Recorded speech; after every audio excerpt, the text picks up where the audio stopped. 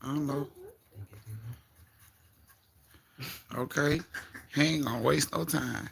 He ain't gonna look for it. He ain't gonna smell it. He just gonna eat it. Oh, you pushing me to get you on? Hey, Carrie. You pushing me to get you on? Okay. Bam, like, send it over here. Hi, Kobe. Bam, like, send it. No, he didn't. You threatened to get his food away. He like, get it away. Hey, Tay Tay. Hey, Roxana. Thank you. Thank you for the birthday wishes, guys. Real strong. Don't forget to thumbs up the live as you come in. Tay Tay, can you go ahead and post my... Thank you, Queen. Girl, I ain't got to ask. She was on top of it, Queen. Thank you. Hey, guys. It's your favorite auntie, and I'm back again for you guys. Tonight is Creepy But True story time yet again. Y'all know this page. I tell nothing but creepy but true horror stories. We ain't gonna even play around tonight. I'm just gonna get into it. Yes, my birthday was on Monday. Thank you so much, family, for all the birthday wishes. And the 2 fans that did send me something for my birthday, I sent you guys $300 each on Cash App. I hope you spend that money wisely. I just want to thank you guys personally for thinking about me and coming up out of your day and spending out your pocket on me. And I didn't ask for it, and y'all just didn't have to do it, but you did it. So thank you anyway, and I hope you enjoy the surprise that I sent you guys. Anyway, yes. So we're about to get ready to start Creepy But True story time. And because I missed y'all on last Friday, y'all get 2 story times tonight. So I ain't even gonna hold y'all. I'm gonna try to make these story times really quick because I know y'all got things to do. It's Friday. People trying to turn up and do what they gotta do. I know birthdays are coming around, so everybody trying to do their thing. So I ain't trying to hold nobody too long, okay? So I'm gonna go over the quick little stuff that I normally go over, and then we're gonna get into the story, okay? So, like I said, welcome to Creepy But True story time. This is the story time that I come on and I tell creepy but true story time. Everything I tell you on this story time is true. Please believe it. And if you are new to my page, please hit that subscribe button so you can always, get the juice, and hit that bell button so you can always get notified when I go live or drop a video, okay? Now, there are 3 ways to be included in story time. The 3 ways to be included in story time is the first way is by becoming a member. Now, becoming a member is all budgetable. It's $1.99 for the smallest package that I have, and you can go ahead and join and be a part of story time. Now, I can't guarantee your ass gonna survive story time, but I can guarantee your ass gonna be in story time, okay? Now, the second way to be included in story time is any tip over $10 will automatically get you put in story time. Now, I pin that information at the top. You can send it through YouTube, Cash App, whichever, however, you will still be included in story time. And last but not least, the final way to be included in story time is by becoming biggest tipper, and it pretty much speaks for itself. If you have the biggest tip of the night starting at $35, then you will be in a month worth of story time. Now that we have gotten all that out the way, we are about to get ready to start this story time. If you guys are ready, go ahead and give it them thumbs, give it them thumbs, give it them thumbs. Hi Carlton, hi Christian, hi Sharada. I started a class, that's why I haven't been here. Okay, Tay Tay, that's fine, girl. Do your thing, handle your business. Hey China. Yes. Thank you, Roxana. You guys come on in, thumbs up the live. Let me know you are ready. Let me know you are here and you are ready. I told y'all I'm not going to hold y'all, so I'm going to get these 2 little stories out the way. We also have a new member. She will be included in story time on next week, so beware, new member. You will be included in next week's story time, okay?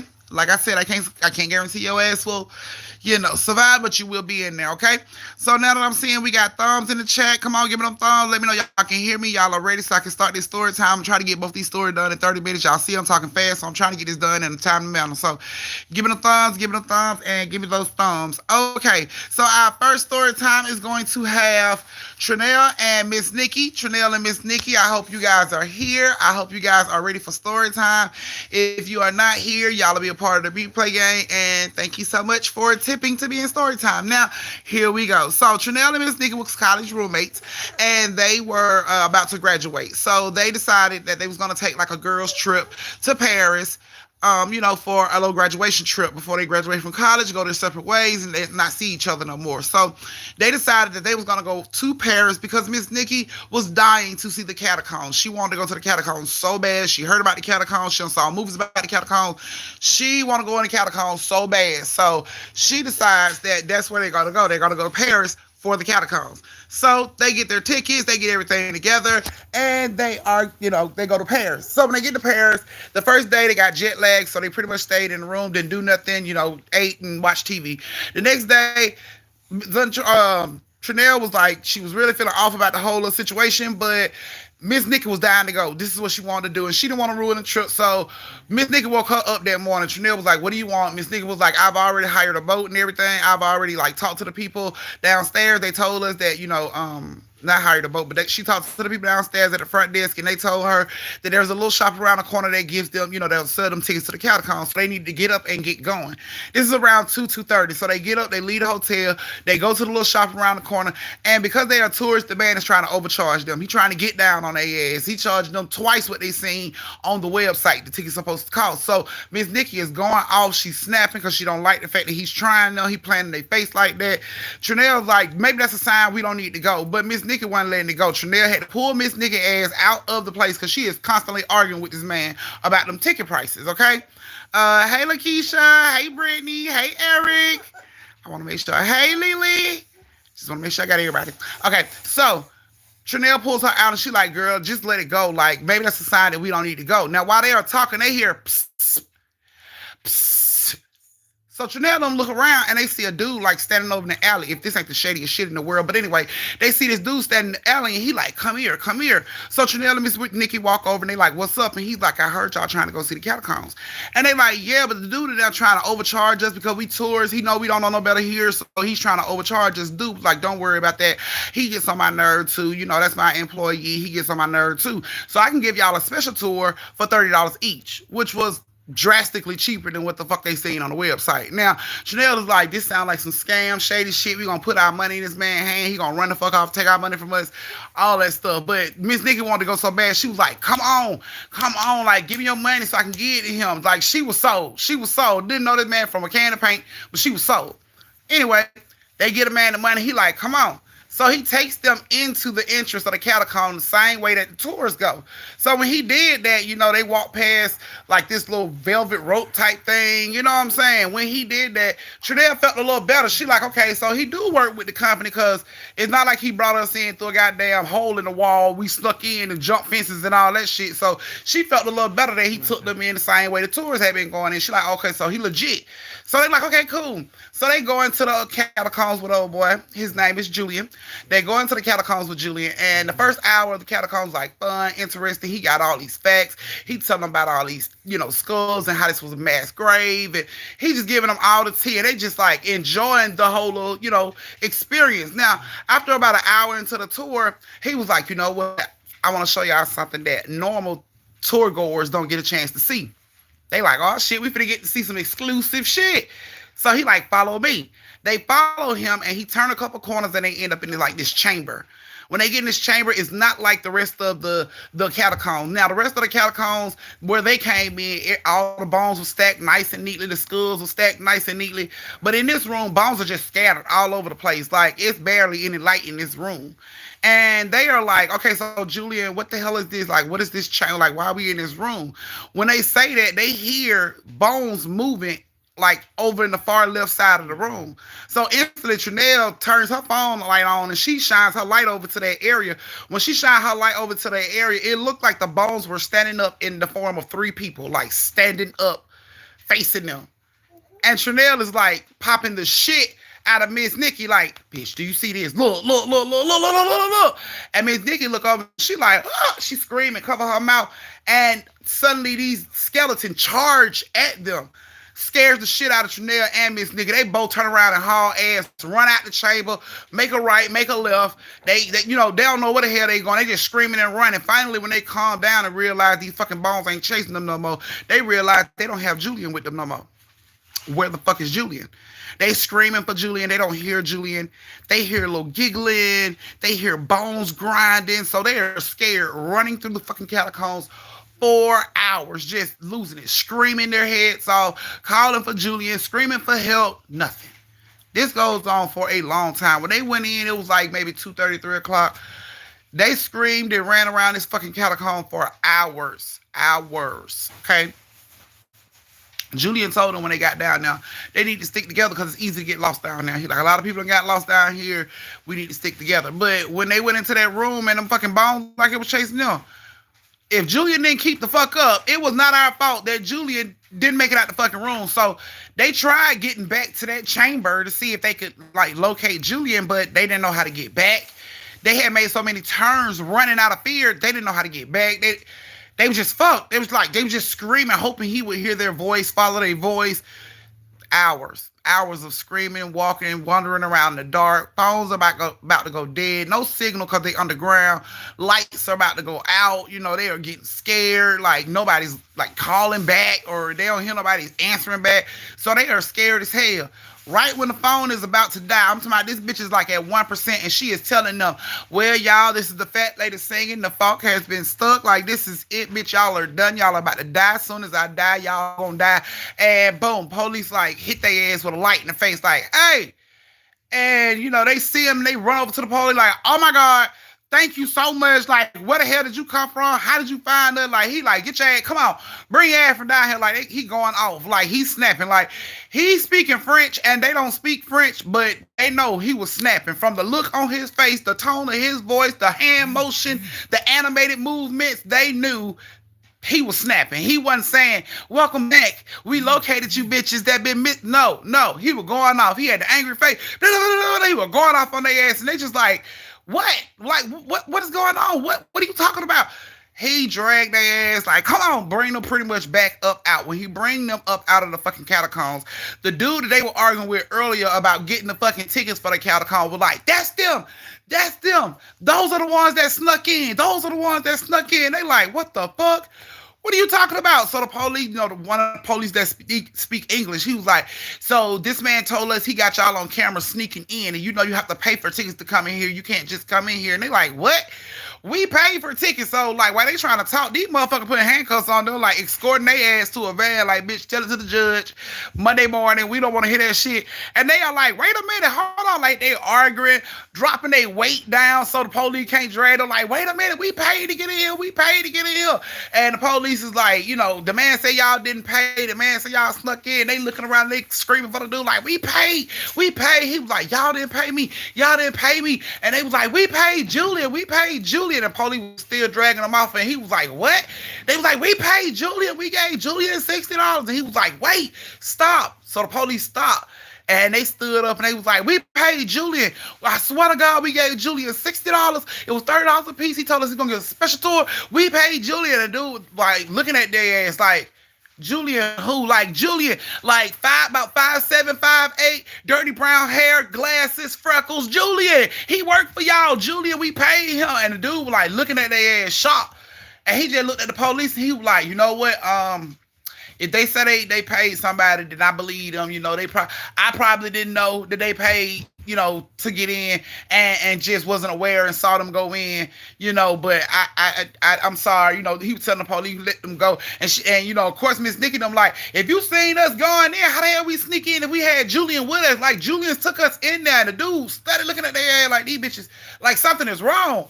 And he telling the police like, I'm sorry. He's speaking to them in French like, I'm sorry, I was wrong. You know, they didn't sneak in, they paid or whatever. Can you release them? Like, please release them. I was wrong. So the police like chastised his ass for being wrong and calling them to do this shit when the girls hadn't done nothing wrong. So the police released them. And when the police released them, of course, Trinell and Miss Nikki going off, I ought to kick your ass. You tried to get us locked up. Da, da, da, da. So he just, you know, he was like, I'm sorry. He telling them, I'm so sorry. I'm so sorry. Can y'all come back to the shop with me? I just need to show y'all a picture. I need y'all to point out who Julian is because I'm not sure who y'all are talking about. But I know we had somebody named Julian that worked for us, but I want you to point him out in the picture. So of course, Janelle and Nick were like, okay, fine. So they followed the man back to the shop. They get to the shop. The man was like, do you see his picture in here anywhere? And they was looking around on the walls and shit. And it was like a picture of like a company picnic. All of them had on the same color shirts or whatever. And it was like a company picnic. So Chanel was scanning the picture, and she was like, "It's him. This him right here. Ain't this him?" So Miss Nikki come over, she look, and she like, "Yep, that's him." So, of course, the guy walk over, and he looks at the picture. He take the picture down, and he looks at the picture. He like, "Which dude?" And they point him out like, "That's the dude. That's him right there." And he just take a step back, and he look at them. And he like, "Are you sure?" And they like, "Yes, we are sure that's him."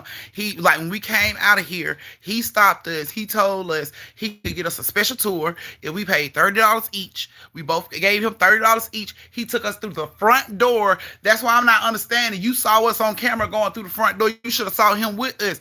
He went through the front door. We went through the front door with him. Like, I don't understand. And the guy was like, looking at them like, "Are you sure?" And at this point, Miss Nikki and Trinell was like, "Why you keep asking us if we sure?" Like, "Yes, we are fucking sure.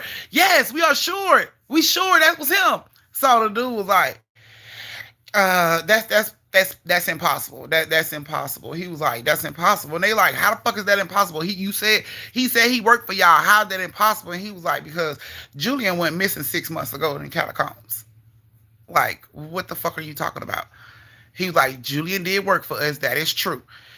Julian went down there one night to like turn off the little lights that they had set up down there." He was like, "We have Julian on camera about 6 months ago going down there to turn the lights off." He was like, "We saw lights going off from the outside, little area where the front, where they go in, the lights was on." He was like, "We saw that light go out, but we never saw Julian come out." He was like, "Julian never came out of the catacombs, like, at all." He said, "We watched footage for days. Like, Julian never came out." He was like, "We didn't realize till like 3 days later when he didn't show up for work that he never came out. That's when we started to watch the footage because his family was wondering what the hell he was. They hadn't heard from him. So, they watched the footage and they see him go in, but it's only one way in and one way out. So, like, they saw him go in, but they never saw him come out. He was never seen nor heard from again since that day. So it was impossible that Julian gave them the tour. It was impossible that Julian was out there and took the money. And they was like, nah. Like, show me that footage. Show me the footage of us sneaking in. Julian is in that footage. Like, you fucking with us. Like, you just fucking with us. And the dude was like, "I can show you the footage. I'm telling you, Julian was not in that footage." They was like, "Show me the footage." And he showed them the footage. And sure as shit, it is Miss Nikki and Chanel walking in, like, smiling, talking, like they talking to some fucking body, but there's nobody there. You can see them like walking in, like he told them like to step over the little rope thing, and she looked back like to tell her, like he said step over the rope. Like they was doing all this movement, like they was talking to this fucking man, but he was not in the video. Never heard or never seen ever since that day he went in to turn the fucking lights off in that place. Okay? Blew they fucking mind. They couldn't believe it. Like, we had whole conversations with this man. We spent hours with this man. And you mean to tell me this fucking man wasn't there? Like, blew they fucking minds. Okay, cool. Bothered them. Continued to bother them. The trip was just bullshit after that. When they got back to the States, they graduated and everything. Graduation wasn't the same for neither one of them. They wasn't happy. They were just like fucked up over this whole little situation. After graduating, they went their separate ways, and a few months after they went their separate ways, they did keep in touch with each other, and they started reaching out to each other because they started to see Julian, like, in the States, like, in the same outfit they saw him in Paris.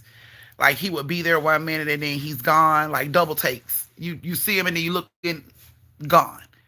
And this has been going on ever since they left Paris. To this day, they still see Julian, like a crowd of people. He'll be in a crowd of people, but when these crowd of people open up, you don't see him. He's not there. They still been seeing this man as if this man has attached himself to them. I don't know, but they both have recounted seeing this man several times throughout their lives since they left that trip in Paris, and they don't know how to stop it. They don't know what's going on. I told him it may be an attachment. It may be. If he's dead, I mean, he been in the catacombs. He ain't 8 and 6 months. It may be an attachment. I don't know, but both of them are Christians, and they said they have both, tried, going to their pastors or preachers or deacons, and it was not a solution. Like, what they did wasn't enough. temporarily work, and it won't stop, like maybe a week or two, and then it'll start right back up. They would see him more after something like that happens. So they still see this man to this day. Don't know why, don't know how to stop it. I think the man is attached still to them, but hey, who knows? But anyway, that is you guys' first story of the night. This is your brief intermission where you get to go to the bathroom, get yourself a drink, twist your twisties, refill your drinks, all that good jazz. Go over and tip your auntie, and meet me back here in, what time is it? Meet me back here in 2 minutes for the next story of the night. The next and the final story of the night. And the next and the final story of the night will be about the island of the dolls in Mexico. Yes, weird places. Let me see. Hey, everybody. Let's see. I lost my house to a snake family. They came in. I walked the fuck out. I'm homeless. I'm homeless until I found another place. You stupid, Gemini. How a whole snake family end up inside the house, girl? Oh my God. Yes, Tay, they are working you, girl. It's like, it's almost 8 o'clock. They ain't got nothing to do. So they bored. They on YouTube just messing with people. Oh, I miss you too, Talali. Okay, if that what we got to do to get story time, hey, boo, that what we got to do to get story time. Okay, guys, 1 more minute, and I'm going to start the last story of the night. But y'all might be safer with them police than those dry bones trying to grab the flesh off your bones. Okay, Eric. I don't know, honey. Shit, it's safer to just have not gone. But I mean, hey, I ain't seen you in a minute either, Jessica. Yes. Okay, we're about to get ready to start the last story of the night. They were living in my walls. Girl, by hell no. Yeah, I would have been right along with you, bitch. I'd have packed up right along with you. Like, we ain't even got to discuss it. They can have it. They can pay the rent, light, gas, water, all that shit. Talk to the rent office, all them good people. Okay, guys, we're about to start the last story of the night. If you guys are ready, go ahead and give it on thumbs. Give me those thumbs if you guys are ready.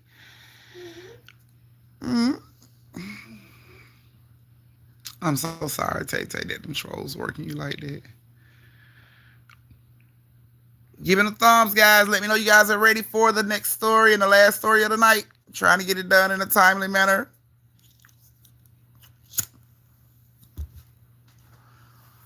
I can't start unless y'all let me know y'all ready.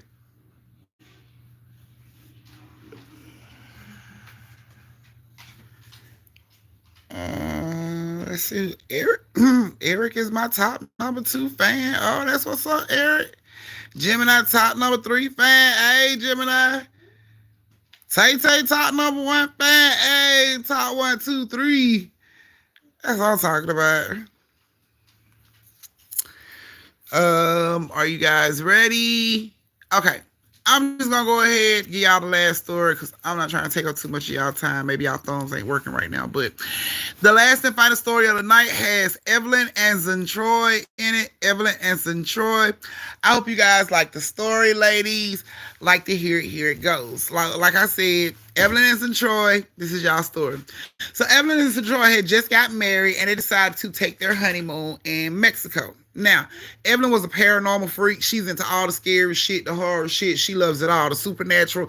She loves all that shit. She's tried to light as a feather, stiff as a board several times at parties. She said it works. She's into all that creepy shit, right? So they decided to go to Mexico because she wanted to go to the island of the dolls. Now, Zentroy was like, she didn't want to go. She didn't feel, scary shit is something to do on your honeymoon, but she didn't want to ruin their honeymoon because this was something Evelyn was looking forward to. Like, she really wanted to do this. She's been talking about this for years, and of course she wasn't gonna stand in her way. So they get over there and they eat dinner, sit, sleep, chill, shop, do all that shit for the first couple of days. Now on the third day, that's when Evelyn comes to her and like, look, there's a boat out there. I talked to the guy. I paid him. He said he'll take her to the island of the dolls. Zentroy was kind of hoping Evelyn had forgot because the first and the second day had went by so well and she hadn't said nothing about that shit. So she was kind of hoping that Evelyn was just going to let it go. But Evelyn had let it go. She just, postponed it. But okay, Zentroy was like, okay, fine. But she was telling Evelyn, like, I feel weird about this. Evelyn, like, of course you're going to feel weird about this. It's creepy. It's paranormal type shit. So, of course you're going to feel weird, but don't be scared. I'm there with you. Okay, cool. Fine. So, they go down there and they get in the boat. Now, as they get in the boat, the man who is taking them over there was like, have you guys ever heard of the Island of the Dolls? Do you know how the Island of the Dolls came about? And Evan was like, I've done so much research. I've read about this. I know about this. I've heard about it. But my wife, she's never heard about it. She don't know the details. So he looks at Troy and he was like, you look a little uncomfortable. She like, oh, I'm very uncomfortable. I don't want to. And she stopped herself and she just left it alone. Dude was like, well, I'm just going to go ahead and tell you the backstory. So he said in the 1950s, a man named Don, who was the caretaker of the island. So basically, he was the person that came over. If the island was dirty, he had to clean it up. He was the caretaker of the island. So, he came over and he noticed a body floating in a canal. Okay. So when he noticed the body, it was the body of a girl. And, of course, he reported it and everything. And they never knew the girl's name. And no family ever came for this little girl. Okay? Maybe like a couple days after this little girl is gone and nobody ever comes for her, Don starts to hear childlike cries and childlike voices, whispers around his house. So now at this point, he feel like because he done found this little girl and her family ain't came, he feel like this little girl is hunting him.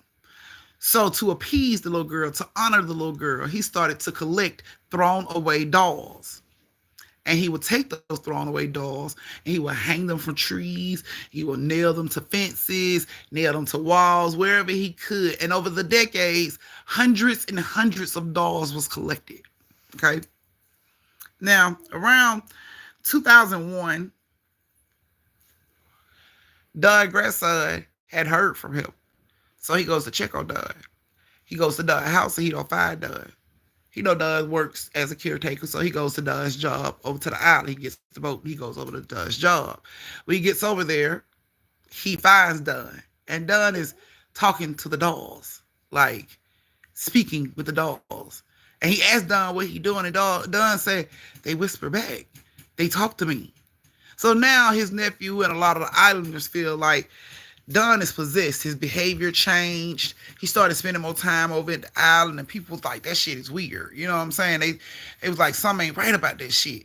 They thought Don was crazy. They was like, Don spent more time over there talking to them fucking dogs than he do real people.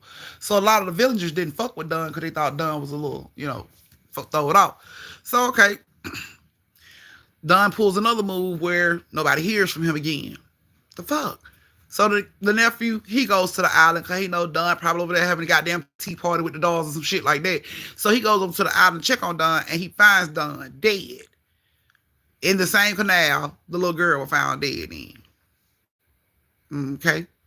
After that happened, the villagers started to feel like if you didn't put them dolls up, don't throw no dolls away. If you were planning on throwing away, you put the dolls over, so they could take them over to the island and appease the little girl so she won't fuck with nobody else on the island, possess anybody else on the island, or make them, possess like she did with Dunn.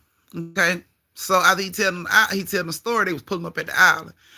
Troy was like, she thinking to herself, this is some bullshit. Like, I don't want to get the fuck off. She pulls up and there's trees of fucking dolls hanging like Christmas ornaments. Like they all over the place. And she like, this is the creepiest shit I've ever seen. And Evelyn's like a kid in the candy store. She's like, I know, right? She got her camera already out. She filming this shit like, oh my gosh, she could not wait. So the guy was like, look, we only going to be here like a good 15, 30 minutes. And then, I'm taking y'all back. So don't go too far. The island can't get deep. You can't get lost. So don't go too far. Stay eye distance to me. You know what I'm saying? If you can see me, you good. If you can't see me, it's a problem. So everyone like, okay, bet. So she jumps right off. Troy takes her time getting off. And Evelyn just runs over to the first tree she sees. She's filming instantly. Look at the dolls. Half the dolls ain't got no eyes. Like, they didn't fix these dolls. If the dolls was broken, they just pinned them motherfuckers up just like that. If the head was split open, they didn't ever fix the doll head. They just nailed them motherfuckers up there just like that. So a lot of these dolls look like something straight out of Chucky. Okay? So these creepy looking fucking dolls are hanging from trees like ornaments. And everyone is like a kid in a candy store. She's just filming. Oh my God. Look at this. Look at this. And she's like, Troy, look. And she noticed Troy ain't responding. So she looked back. And then Troy is gone. She like, what the fuck? So she looks over at the guy. She like, is my wife over there? And he like, no. He had his back to her. He like, no, I don't. So she screamed like, Zentroy. Zentroy don't say shit. So she tell the man, where's my wife? Where's my wife? He like, I don't know. So he jumps out the boat, and they both frantically go running into the island, deeper into the island, looking for Zentroy. Zentroy screaming her name. She ain't responding. Evelyn going crazy. Zentroy. Him and her run up on a hill, and they see Zentroy sitting up under one of the trees with a lot of fucking dolls up under the trees. She is sitting under the tree, and she got one of the dolls in her hand, and she is like fixing the hair of like this Barbie doll that like it done had the hand burnt off of it and shit. She just sitting there, and she's talking to this fucking doll. And Evelyn and the dude stopped Evelyn. Evelyn finna run to her, but the dude stopped Evelyn. He like, look, like, she looks possessed. Evelyn like, my wife ain't possessed. She don't even believe in that type of stuff. We don't believe in that. And Evelyn charged over to her anyway. And she's like, bae. And she's screaming like, bae, Zentroy. And Zentroy's just like, she's just talking to this fucking doll. She's staring into this doll, eyes rubbing the hair. Like, she don't even see Evelyn there. Evelyn had to get on her face and clap like really loud. And it was like, Zentroy was like, what the fuck? Like, why are you in my face like that? And Evelyn like, are you okay? And Zentroy look around, and she noticed she on the ground. She like, what happened? And the dude's like, we need to go. Like, we need to go right now. And Evelyn helps Zentroy up. She like, come on. And as Zentroy is getting up to walk off, she just starts to bum it. Like, out of nowhere, she starts to bum it. And the guy's like, we really need to go, like, right now. When he says that, a big-ass gust of wind, like, comes through the island. The dolls start to sway like ornaments. They start to sway in the trees. They suddenly hear, like, kid giggles and shit. So the guy's like, let's go. And, you know, of course, Evelyn's trying to help Zentroy, but Zentroy's throwing up. She can't really get her balance. Dude haul ass. He like, I've warned y'all 3 times. Y'all ain't putting no pep in your fucking step. He hauls ass to the boat. When Evelyn sees him haul ass, she know it's time to go for real, because he gonna leave their ass if he got to. So she is pulling Zentroy. Like, come on, we gotta hurry up. He gonna leave us. And Zentroy studied vomiting the whole way. She's pulling her. When they get there, the guy's damn near halfway into the water. Like, he's waist deep in the water for them to run. They had to run and get in the fucking boat. He like, I'm not coming back to the island. Like, hurry up, get your ass in the boat. So they had to get into the boat. And they get into the boat. Evelyn sits Zentroy up. She like, babe, are you okay? Zentroy just staring off like she in a fucking trance, like she ain't responding. Evelyn will put a towel around her, trying to warm her up. Zentroy just staring the fuck off. She ain't saying nothing. She ain't responding to no questions. She ain't saying shit. The dude of the boat, he just looking at her ass, like side-eyeing the fuck out of Zentroy, like, let me hurry up and get y'all the fuck back. Like, he hauled ass getting them back. When they got back, he was like, bye, don't come back, get the fuck out of my boat. Evelyn helps Zentroy out the boat, and the rest of their honeymoon, they pretty much stayed inside because Zentroy was throwing up constantly. She wasn't speaking. She wasn't talking. She would have fevers, all types of shit. So her and Evelyn get back to the States. Evelyn take her to the hospital. Doctor say she fine. Maybe it was a flu, maybe it was a little bug, something she ate. She fine. No fevers. We tested her. She's good. Evelyn like, the bitch, she ain't talking. Zentroy ain't talking. And he like, maybe, you know, from what she seen or what she experienced was traumatizing. So give her some time. She'll start back to talk. Okay, fine. Evelyn goes home. She takes Zentroy home. The next day, she gets up and go to work. Evelyn goes to work. While she's at work, she get a phone call from Zentroy. She answered the phone, and Zentroy is talking in a baby's voice. Like, she's speaking in a kid's voice. And she's like, where's my dolls? Where are all my dolls? Where are my dolls? And Evelyn's like, what the fuck? Like, Zentroy, hello, who is this? And she's like, where's my dolls? I want my dolls. Where's my... And her voice started to get, like, deeper and deeper and started to change. And it scared Evelyn so bad, she threw her phone out her fucking hand away from her ear, like, what the fuck? She knew someone right. So Evelyn left work early, jumped in her car, rushed to the house to see what the fuck was going on with Zentroy. When she walks in the house, it looked like their house been burglarized. Zentroy has tore this fucking house up. She's destroyed everything in this house. By the time Evelyn gets to the back bedroom, Zentroy is in full-fledged tantrum like a kid on the floor, rolling around, screaming, I want my toy! I want my dolls! I want my dolls! Evelyn like, Zen Troy. And it's like, when she said that shit the second time, Zen Troy head like snaps over and look at Evelyn. And Evelyn is instantly like, she can't breathe. Like, she's being choked. She's being lifted up off the floor like, and then Troy just looking at her ass, scowling at Evelyn. And Evelyn ass can't breathe. She's scratching at her neck like nobody's there, but she's scratching at her neck trying to get her breath. She's thrown across the fucking room, like not the wide way, the long way. She's thrown across the fucking room. She hits the wall. Boom. Knocks out. When Evelyn wakes up, Zentroy is sitting there in Indian style. Waiting on goddamn Evelyn to wake up. Evelyn wakes up. She backpedals against the wall like, what the fuck? Like, Zentroy, what is wrong with you? And Zentroy holds her head up. Girl, her hair is wild. She holds her head up and she looks at Evelyn like, where's my dolls? And Evelyn like, baby, you don't have dolls. And she like jumped, like she came from fucking Indian style, like crisscross applesauce style, straight into stand-up mode. Like, wasn't no putting no hands down to help her get herself up. She jumped straight from crisscross applesauce onto her fucking feet, and she was looking at Evelyn, and she was like, where is my dolls? Evelyn says she takes her vows seriously. She stood before God, and she took her vows saying that she would love this woman regardless of what happened, regardless of what she goes through, for better or poor, for better or worse, sickness and in health, rich and poor. And she decided to talk to Zentroy, and she says they made a deal. The deal is when the little girl is happy, she'll leave Zentroy. So Evelyn says she's going to do everything she can to make this little girl happy. Evelyn has spent hundreds upon hundreds of dollars on dolls. She don't even sleep in the same room as Zentroy. She treats her wife like she's her child. She has to raise her wife like she's her child. Because this little girl is in her fucking wife. So she brought this little girl from the island of the dolls back with her. And this little girl has taken over.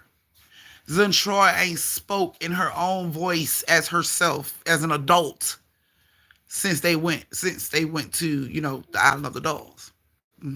So apparently when this fucking thing that's living inside of her is happy, it'll leave. But there's no time frame on that shit. This could be 60 years from now. This could be on her deathbed. She'll be like 72, 89. This bitch be like, I guess I'll leave now. And then leave. Hell, Evelyn might be dead before then. Like, there's no time frame on this shit. But Evelyn says she's going to do everything she can to make sure this little girl is happy that's living inside her wife until that little girl leaves and then she gets her wife back. So that is her hope, that this little girl is happy enough to leave and she can get her wife back. But until then, she is currently raising her wife like she's her daughter. Ain't that some crazy shit, huh? No, not really. People deal with immature folks all the time. They be childish and they have to deal. But anyway, this is coming from being a sound mind adult to reverting to an 8-year-old girl in a grown woman body. So you can't sleep with your wife. You can't show your wife the affection you want to show her, because she's a little girl. So, yeah. Weird. Creepy as fuck. But unfortunately true. So, yeah. That was, you guys, 2 stories of the night, like I promised. Thank you so much for joining me for story time. I greatly appreciate you guys. Thank you so much, Tay Tay, for taking on all the trolls tonight. I know it was a lot. Thank you so much. New fan, new member, I will send your shout out tonight in the community post, and you will be in story time on next Friday. Thank you guys so much for joining me for story time. I love you guys to life. Y'all get some rest this weekend, get some work on Monday, and I'll see you guys on Friday. Good night.